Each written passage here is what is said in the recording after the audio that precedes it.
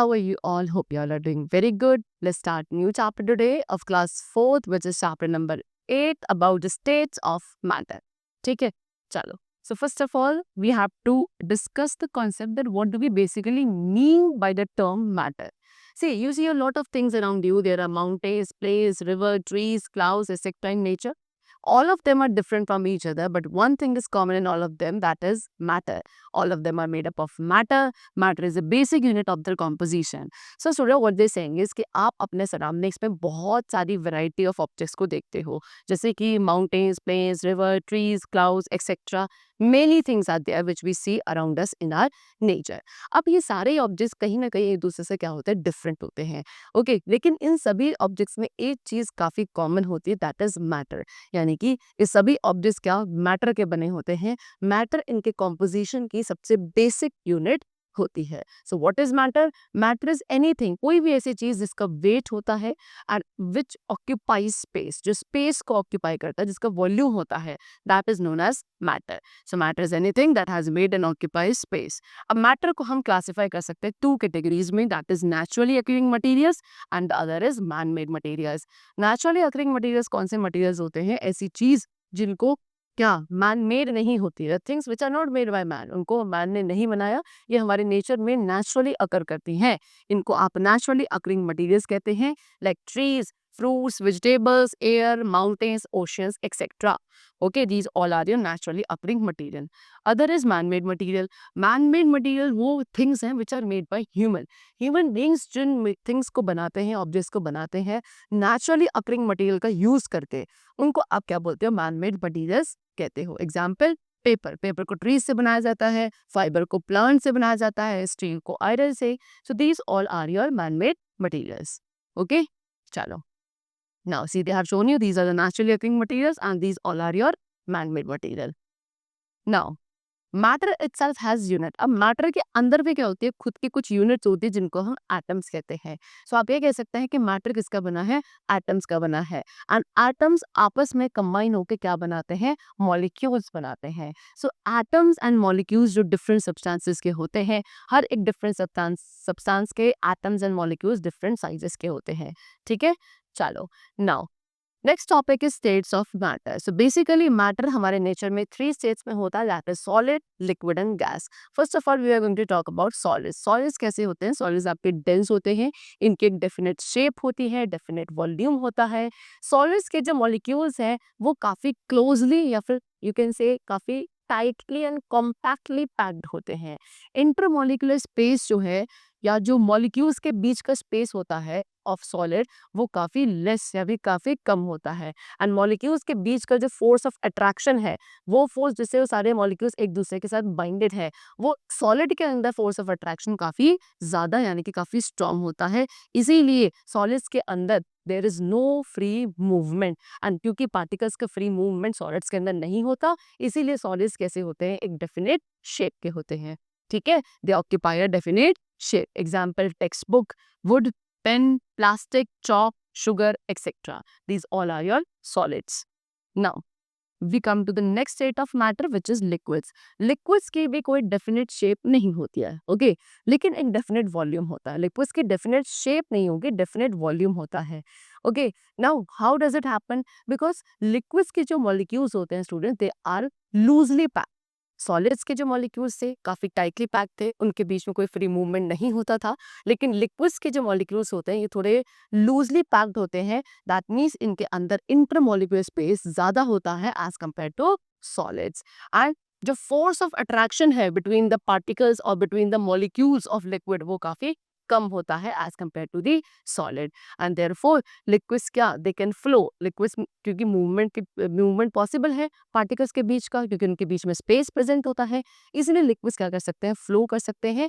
And इनकी जो shape भी होती है वो भी डिफरेंट नहीं होती है. जिस भी कंटेनर में आप किसी लिक्विड को पोर करते हो वो क्या उसी कंटेनर की शेप ले लेता है. So you can take the shape of the container in which they are poured in. So liquids क्या आपके flow करते हैं from a higher level to the lower level. Now next we come to gases. Gases की ना तो कोई definite shape है, ना ही कोई डेफिनेट वॉल्यूम है। ये आपके क्या होल स्पेस में जहाँ भी आपकी गैसेस जाएंगी वो उस पूरे स्पेस में स्प्रेड हो जाती हैं।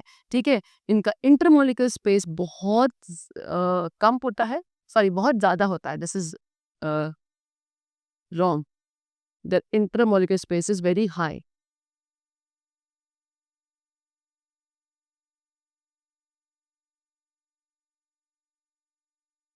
सी, you can see this is the gaseous matter. Okay, so ये अंदर क्या है, पार्टिकल्स है, एंड पार्टिकल्स के बीच का स्पेस जो है काफी ज्यादा होता है। ठीक है, gases flow in all direction, और क्योंकि स्पेस काफी ज्यादा है यानी कि पार्टिकल्स फ्रीली मूव कर सकते हैं, एंड इसीलिए ये स्प्रेड हो जाते हैं जिस भी एरिया में ये जाती हैं। Okay, now changing states of matter. So matter क्या है, मैटर के हमने 3 डिफरेंट स्टेट्स के बारे में डिस्कस किया। अब मैटर की जो स्टेट्स है स्टूडेंट्स, ये क्या कर सकती हैं, चेंज भी हो सकती है, from solid to liquid, liquid to gas, और gas to liquid, liquid to solid. Okay, इस तरीके से ये इजिली चेंज हो सकती हैं। सो मैटर के स्टेट को चेंज करने के 2 मेथड्स हैं, आइदर हीटिंग और कूलिंग। ठीक है, लेकिन सभी चीजें क्या है, they are not capable to change this state. So when a solid is heated up, जब हम किसी एक सॉलिड स्टेट को हीट करते हैं फिक्स टेम्परेचर तक, सो वो क्या है, अपनी स्टेट को चेंज करने लगता है इनटू लिक्विड, एंड उसके जो मॉलिक्यूल्स हैं they start to move around, and this method is called melting. ठीक है, सो सॉलिड है, सॉलिड को जैसे आप हीट प्रोवाइड करोगे it will become liquid. Okay, और लिक्विड को अगर आप कूल करोगे so it will become solid, and this process is known as melting. So जब एक सॉलिड को हीट करने पे वो लिक्विड स्टेट में चेंज हो जाता है, this process is known as melting. And when a liquid is heated, अगर आप लिक्विड को क्या करते हैं, हीट प्रोवाइड करते हैं, सो लिक्विड को हीट प्रोवाइड करने पे वो कौन सी स्टेट में चेंज हो जाता है, गैसियस स्टेट में चेंज हो जाता है, and the process is called boiling. ठीक है, लिक्विड अब आप हीटिंग और इंक्रीज करोगे तो वो गैसियस स्टेट में आ जाएगा, and the process is known as boiling. Now when a liquid is cool, I told you, अब आप एक लिक्विड को अगर कूल करते हैं सो वो वापस अपने सॉलिड स्टेट में आ जाता है, this process is known as freezing. So liquid on increase cooling changes into solid, and the process is known as freezing. Again when a gas is cool, अगर एक गैस को कूल किया जाता है सो वो दोबारा से लिक्विड में टर्न हो जाती है। Okay, and this process is called condensation. So solid, no it should not be solid, it should be gas. ठीक है, एक गैस कूलिंग पे दोबारा आपकी लिक्विड में आ जाती है, and the process is known as condensation. चलो, now water is the only liquid which is found in all the 3 states matter.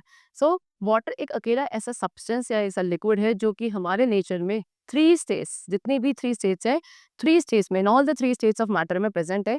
जैसे कि हीटिंग पे वाटर आपका गैसियस स्टेट में आ जाता है एज वाटर वेपर, एंड अगर आप वाटर को कूल करते हो तो ये आपका सॉलिड स्टेट में आ जाता है एज आइस। फिर दोबारा से अगर आप हीट करोगे तो जो आइस की क्यूब्स है वो मेल्ट होकर दोबारा वाटर में आ जाती है ना, which is the liquid state. So इस तरीके से वाटर अपने 3 स्टेट्स में आपको दिखता है। जैसे कि वाटर ये क्या है, ये लिक्विड स्टेट है। ओके, इसे हीट करेंगे तो ये वाटर वेपर में चेंज हो जाएगा, and the process is known as evaporation. उसके बाद वाटर वेपर को अगर हम कूल करते हैं तो दोबारा वो लिक्विड स्टेट में आ जाता है, and the process is called condensation. फिर अगर आप लिक्विड स्टेट को कूल करते हो तो वो सॉलिड स्टेट में आ जाता है, यानी कि आइस क्यूब्स की फॉर्म में आ जाता है, and the process is called freezing. And after that जब आइस क्यूब जो कि आपकी सॉलिड स्टेट थी इसको आप हीट प्रोवाइड करोगे तो ये वाटर यानी कि अगेन लिक्विड स्टेट में आ जाएगा, and the process will be known as melting.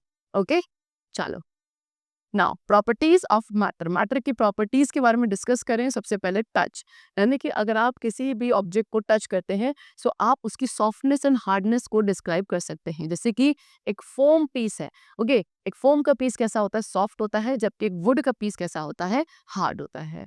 Similarly transparency, transparency के थ्रू आप क्या देख सकते हैं, किसी एक ऑब्जेक्ट के थ्रू कंप्लीटली या पार्शियली देख सकते हैं, या फिर किसी एक ऑब्जेक्ट के through we are not able to see at all. So basically ऐसी चीजें जिनके थ्रू हम कंप्लीटली देख सकते हैं they are called transparent, and जिन ऑब्जेक्ट्स के थ्रू हम पार्शियली देख सकते हैं they are called translucent, and जिन ऑब्जेक्ट्स के थ्रू आप बिल्कुल भी नहीं देख सकते, we are not able to see at all, such objects are called opaque objects. Okay, चलो, next we come to smell. So कुछ ऐसे ऑब्जेक्ट्स हैं, थिंग्स हैं जिनकी स्मेल अच्छी होती है, कुछ की काफी बैड स्मेल होती है, and there are some things which do not have any kind of smell. Next is hammering. So ऐसी थिंग्स जिनको आप ब्रेक कर सकते हो, क्या करके, उन पे हैमरिंग करके, they are called brittle things, उनको आप क्या कहेंगे, ब्रिटल थिंग्स कहेंगे। Next is flammability. So some materials, कुछ ऐसे मटीरियल्स होते हैं जो कि फ्लेमेबल होते हैं, यानी कि वो फायर इजीली कैच कर लेते हैं, लाइक पेट्रोल। एंड कुछ ऐसी थिंग्स हैं, मटीरियल्स हैं जो कि इनफ्लेमेबल होते हैं, यानी कि ये फायर इजीली कैच नहीं करते हैं, example water, iron etcetera. Next is heating. Now some things, कुछ ऐसी चीजें हैं जो हीट को अपने थ्रू अलाउ करती हैं पास होने के लिए, और कुछ ऐसी चीजें हैं जो हीट को अपने थ्रू पास होने नहीं देती हैं। Next is solubility. Some things are soluble, कुछ ऐसी चीजें हैं जो लिक्विड में सॉल्युबल है, यानी कि उनमें डिसॉल्व हो सकती हैं, and some things are insoluble in liquids. Now, next topic is solution. The mixing of matter into some liquid. जब आप किसी भी एक मैटर को लिक्विड में मिक्स करते हो, that is called solution. Okay, so कुछ solids हैं जो लिक्विड्स में मिक्स हो जाते हैं काफी easily, and कुछ लिक्विड्स हैं जो बाकी लिक्विड्स के साथ easily मिक्स हो जाते हैं। कुछ गैसेस भी आपके लिक्विड्स के साथ मिक्स हो सकती हैं। सो जो सॉलिड आपका लिक्विड के अंदर डिसॉल्व किया जाता है, that is called solute, and जिस लिक्विड के अंदर आप सॉल्यूट को डिसॉल्व करते हो उसको बोला जाता है सॉल्वेंट। एंड एक सॉल्यूट और सॉल्वेंट जब आपस में मिक्स हो जाते हैं, दे फॉर्म सोल्यूशन। ओके, चलिए now, so solid dissolves into liquid. So जो सॉलिड्स आपके लिक्विड में डिसॉल्व हो सकते हैं, जैसे कि शुगर, सॉल्ट, ये सभी ऐसे सॉलिड्स हैं जो कि इजीली लिक्विड्स में, लाइक वाटर में डिसॉल्व हो सकते हैं।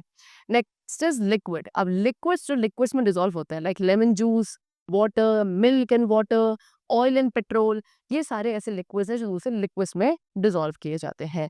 And the last is gas dissolves into liquid. So oxygen gas है जो कि हमारे वाटर में डिसॉल्व रहती है, कार्बन डाइऑक्साइड एंड वाटर। सो ये क्या है, गैसेस हैं जो कि आपके लिक्विड्स में इजीली डिसॉल्व हो सकती हैं।